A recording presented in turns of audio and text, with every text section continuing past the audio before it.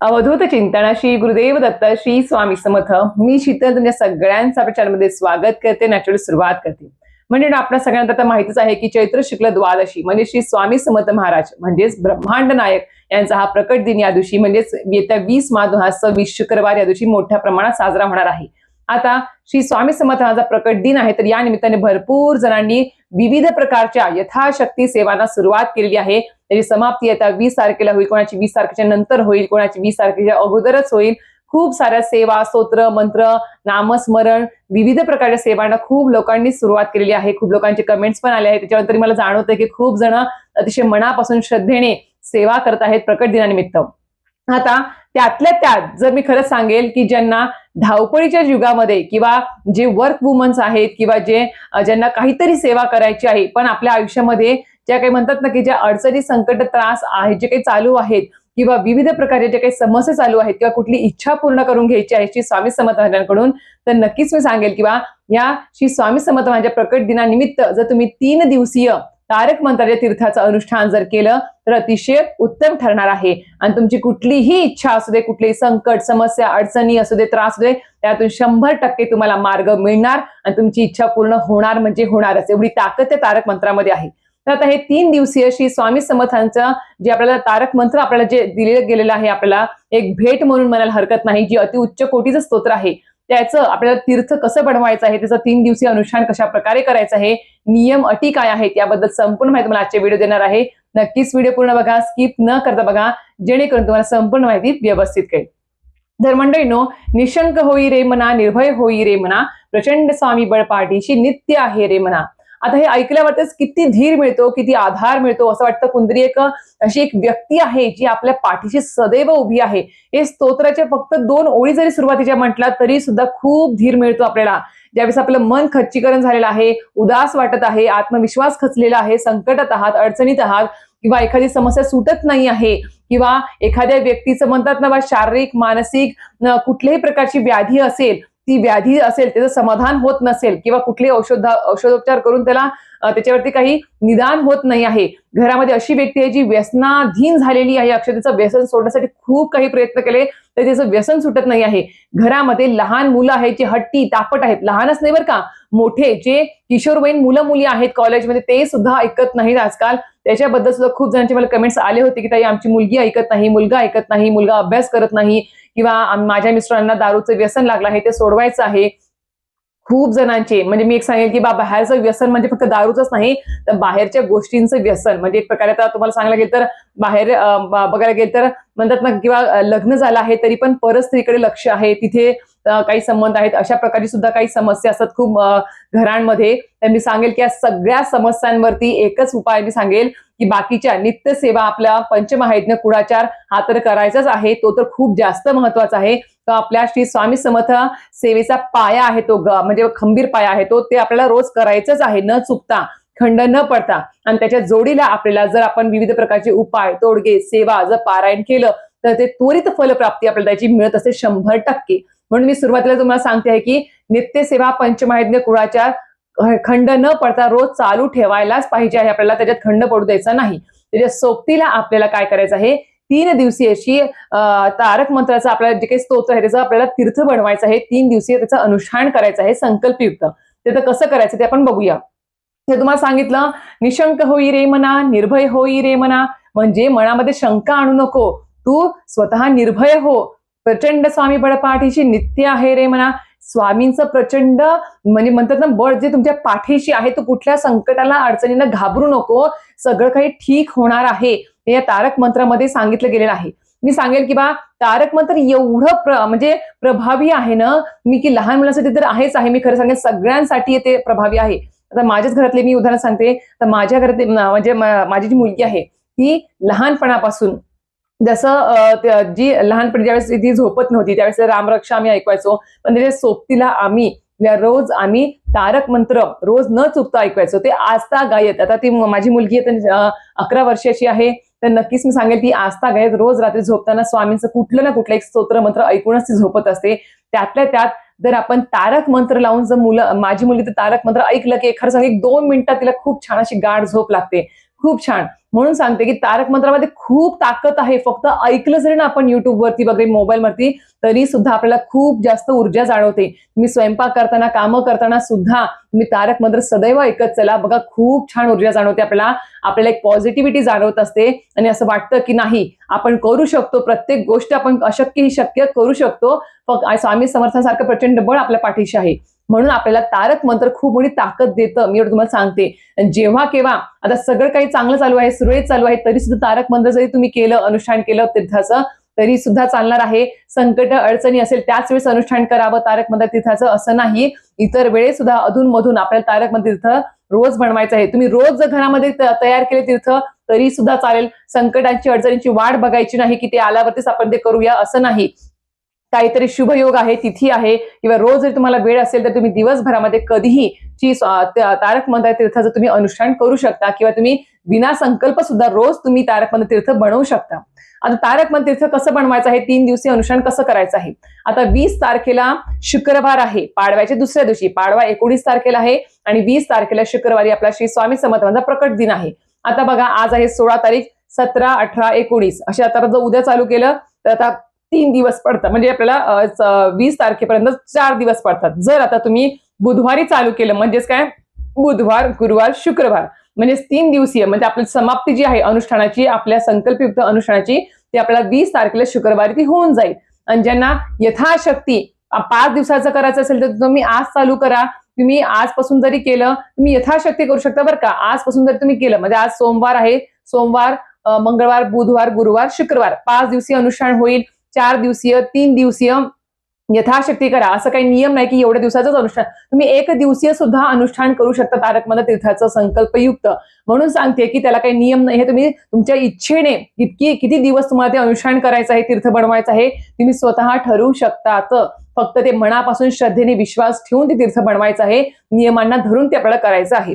आता 3 दिवसीय अनुष्ठान तुम्हाला सांगितलं बुधवार, गुरुवार, शुक्रवार 3 दिवस मी बुधवारी चालू करू शकता. परवा ज्यांना 5 दिवसीय करायचं त्यांनी आजपासून जर चालू केलं तरी सुद्धा चालेल, काही हरकत नाही. समाप्ती तुमची स्वामी समर्थ माझ्या प्रकट दिनाच्या दिवशीच येईल. हे केल्यानंतर आता काय करायचं आहे आपल्याला, सर्वप्रथम आपल्याला देवघरामध्ये आता देवपूजा आपली वगैरे सकाळी झाली, घर शुचिभूत केलं, आपण स्वतः शुचिभूत झाल्यानंतर सगळं काही आवरल्यानंतर आपण ज्यावेळेस देवपूजा करतो, देवपूजा झाल्यानंतर आपल्याला सर्वप्रथम काय करायचं आहे, धूपदीप देवघरात लावायचे आहे. सर्वप्रथम आपल्याला संकल्प सोडायचा आहे. संकल्प सोडताना आपल्या सगळ्यांना माहिती आहे की आपल्याला देवासमोर एखादा पाट किंवा छोटासा चौरंग घ्यायचा आहे, त्यावर ताम्हण ठेवायचं आहे. ताम्हण ठेवायचं. हातामध्ये 3 पळीभर पाणी घेऊन हळद, कुंकू, अक्षदा, फुल आपल्याला टाकायचं आहे आणि त्यानंतर आपल्याला बोलायचं आहे. दिवा चालूच पाहिजे, धूप सुद्धा चालू पाहिजे आणि बोलायचं आहे आपल्याला की मी श्री स्वामी समर्थ माझा सेवेकरी असून मी देंडोळपडी श्री स्वामी समर्थ केंद्रातील मार्गदर्शनाप्रमाणे मी आजपासून ते श्री स्वामी समर्थ माझ्या प्रकट दिनापर्यंत मी एवढ्या दिवसांचं श्री तारक मंत्र तीर्थाचं अनुष्ठान करणार आहे. आणि रोज तुम्ही किती वेळेस तारक मंत्र पठण करून ते तीर्थ बनवणार आहात ते सुद्धा सांगायचं आहे. समजा मी 3 दिवसीय श्री तारक मंत्र तीर्थाचं अनुष्ठान करत आहे आजपासून ते प्रकट दिनापर्यंत आणि मी रोज 11 वेळेस, 51 वेळेस किंवा 108 वेळेस तुम्ही यथाशक्ती जी सांगते तिथे बोलायची आहे. एवढं रोज मी पठण करणार आहे आणि तारक मंत्र तीर्थ बनवणार आहे. आणि त्या तारक मंत्र तीर्थाने माझ्या आयुष्यामधल्या ज्या काही आधी व्याधी, संकट, त्रास, अडचणी, जे काही तुमचे प्रॉब्लेम्स आहेत ते सगळं त्याचं निवारण स्वामी समर्थ महाराज तुम्ही करा आणि माझ्याकडून ही सेवा, संकल्पयुक्त सेवा तुम्ही निर्विघ्नपणे पार पाडून घ्या. कुठलेही संकट, कुठली अडचण याच्यामध्ये नका येऊ देऊ असं तिथे बोलायचं आहे. आणि ते ताम्हणातलं जे काही पाणी आहे ते तुम्हाला हातातलं जे काही पाणी आहे ताम्हणात सोडायचं आहे. आणि ते पाणी तुम्हाला जे संकल्पाचं पाणी आहे तुम्हाला तुळशीचं झाड सोडून इतर झाडांना टाकायचं आहे. हा झाला तुमचा संकल्प. संकल्प झाल्यानंतर तुम्ही त्याच दिवसापासून सकाळी ब्रह्ममुहूर्तापासून ते तुम्ही संध्याकाळी किंवा जास्तीत जास्त 9 वाजेपर्यंत, रात्री किंवा 10 वाजेपर्यंत तुम्ही हे तीर्थ बनवू शकता. आता 3 दिवसीय अनुष्ठान असेल किंवा आजपासून 5 दिवसीय अनुष्ठान असेल, तुम्ही आज पहिल्या दिवशी ज्या टायमिंगला ज्या जागेवर बसून तुम्ही करत आहात त्याच टायमिंगला जर तुम्ही कंटिन्यू संकल्प संपेपर्यंत जर रोज केलं तर अतिशय उत्तम. एक नियम लागतो, एक शिस्त आपल्याला तयार होते म्हणून सांगते आहे. आता कसं होतं, आज सकाळी केलं, उद्या दुपारी करते, परवा रात्री करते असं करू नका. त्यामुळे आपल्याला सुद्धा म्हणजे नियमांचं पालन करायला अवघड होतं, सोबत आपल्याला सुद्धा शिस्त लागत नाही. कुठलीही सेवा करा, छोटी मोठी कुठलीही करा, पण जर नियमांना बांधून आपण जर केलं नियमांना धरून आपण केलं तर अतिशय उत्तम. आपल्याला सुद्धा शिस्त लागते आणि ती सेवा सुद्धा खूप छान प्रकारे होत असते. तर आता ते करायचं आहे. वेळेचं तुम्ही वेळ एकदाच ठरवा की कुठल्या वेळेत तुम्ही फ्री असता त्याच वेळेस ती सेवा करायची आहे. आता सेवा कशी करायची, तर आपल्याला देवघरासमोर बसून धूप दीप लावायचा आहे आणि समोर तुम्हाला काय करायचं, एक प्लेट घ्या. त्या प्लेटमध्ये तुम्हाला असं फुलपात्र असेल, ह्याला फुलपात्र बघा तुम्ही दिसत, फुलपात्र, असं फुलपात्र. आणि ज्या व्यक्तीला तुम्हाला द्यायचं आहे, ज्या व्यक्तीला काही त्रास आहे किंवा जी व्यक्ती लहान बाळ असेल किंवा मोठी व्यक्ती आहे जी हट्टी तापट आहे, ऐकत नाही आहे, जी व्यक्ती व्यसनाधीन आहे, जी व्यक्तीला बाहेरचं व्यसन आहे किंवा इतर कुठले काही त्रास असेल, शारीरिक वगैरे आजार, पण कुठलेही त्रास असेल किंवा कुठलंच काही त्रास नाही आहे, सगळं काही व्यवस्था आहे स्वामींच्या कृपेने, पण तरी सुद्धा मला तारक मंत्र तीर्थ बनवायचं आहे. कारण की आता काही नाही आहे, पण येणाऱ्या भविष्य काळामध्ये काही संकट अडचणी त्रास येऊ नये आणि घरातल्या सगळ्या व्यक्तींना सुखी समाधानी निरोगी राहण्यासाठी हे तीर्थ मी बनवत आहे. असं सुद्धा काही संकल्प असेल किंवा असं सुद्धा विना संकल्प सेवा असेल तरी सुद्धा तुम्ही घरामध्ये जेवढ्या व्यक्ती आहेत सगळ्यांना द्यायचं असेल थोडं थोडं, तर जेवढ्या व्यक्ती तेवढ्या व्यक्तींच्या मापाने तुम्हाला थोडं थोडं पाणी, अशा प्रकारे तुम्हाला ते पाणी घ्यायचं आहे. जास्त पण नाही कमी पण नाही, जेणेकरून ते वाया जाईल आणि कमी पडेल अशा पद्धतीने घेऊ नका. प्रत्येकाच्या घरातला व्यक्तीच्या हिशोबाने घ्यायचं आहे. समजा तुम्हाला एकाच व्यक्तीला द्यायचं आहे तर तुम्ही फक्त फुलपात्रभर जरी घेतलं तरी सुद्धा चालेल, काही हरकत नाही. किंवा ज्यांना ग्लासमध्ये घ्यायचं त्यांनी ग्लासमध्ये सुद्धा हे पाणी तीर्थ बनवू शकता, काही हरकत नाही. आता तुम्हाला असा हा जो फुलपात्र किंवा ग्लास असेल त्याच्यामध्ये प्यायचं पाणी घ्यायचं आहे. समोर एक स्टील पाठावरती स्टीलचं ताट घ्यायचं, त्याच्यावर हा असा आपल्याला फुलपात्र किंवा ग्लास ठेवायचा आहे पाण्याने भरलेला. आणि याच्यामध्ये आता खूप जण काय करतात, तारक मंत्र पठण करत असताना संकल्पयुक्त तेवढ्या वेळ ती अगरबत्ती लावतात, कोणी कोणी धूप लावतात, अगरबत्ती लावतात आणि त्यातली जी रक्ष आहे ती या पाण्यात टाकून ते त्या व्यक्तीला प्यायला देतात. पण मी एक सांगेल की आजकालची अगरबत्ती किंवा धूप आहे ते केमिकल युक्त आहे, त्याच्यामुळे ती टाकून जर आपण दिलं तर कुठेतरी आपल्याला त्रास होऊ शकतो, त्या व्यक्तीला त्रास होऊ शकतो, कारण की ती केमिकल युक्त असते, कारण की त्यातून एवढा छान सुगंध येतो म्हटल्यावर काहीतरी केमिकल मिक्स असतात.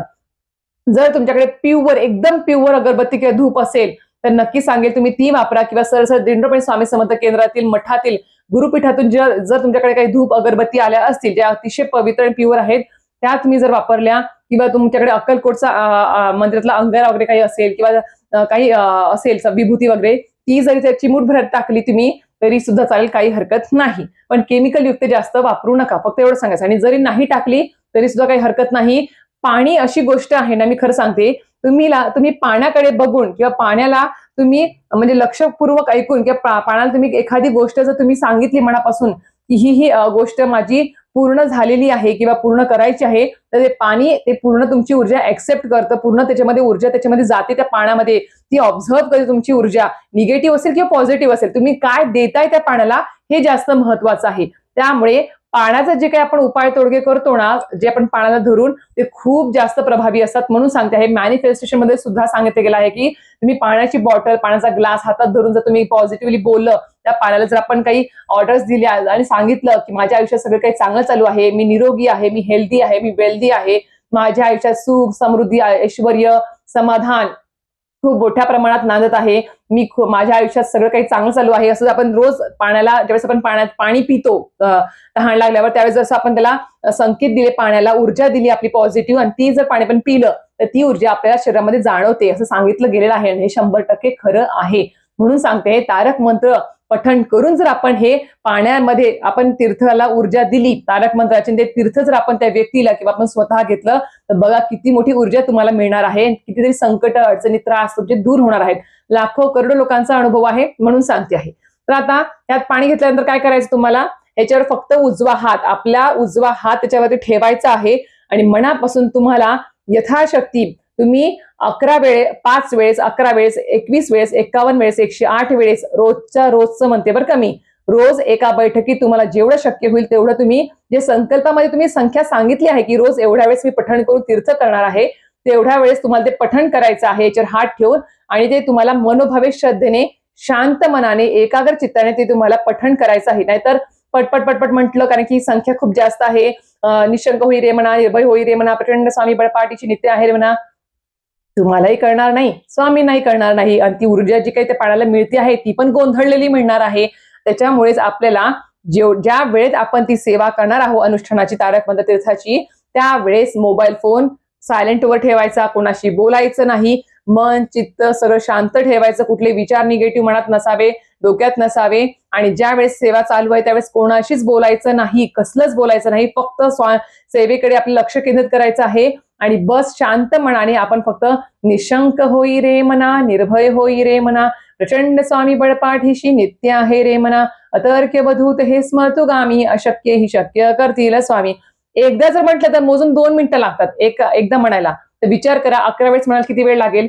त्यामुळे ज्यांना पाठ आहे त्यांना लवकर होईल, ज्यांना वाचून म्हणायचं थोडासा वेळ लागेल, पण मनापासून करा. कारण की आपण रोज जे करतात त्यांचं तर त्यांना सवय झाली असेल, पण तुम्ही कधीतरी करत असाल थोडा वेळ लागेल, पण मनापासून करा. कारण की ती पाण्याला ऊर्जा मिळते आहे.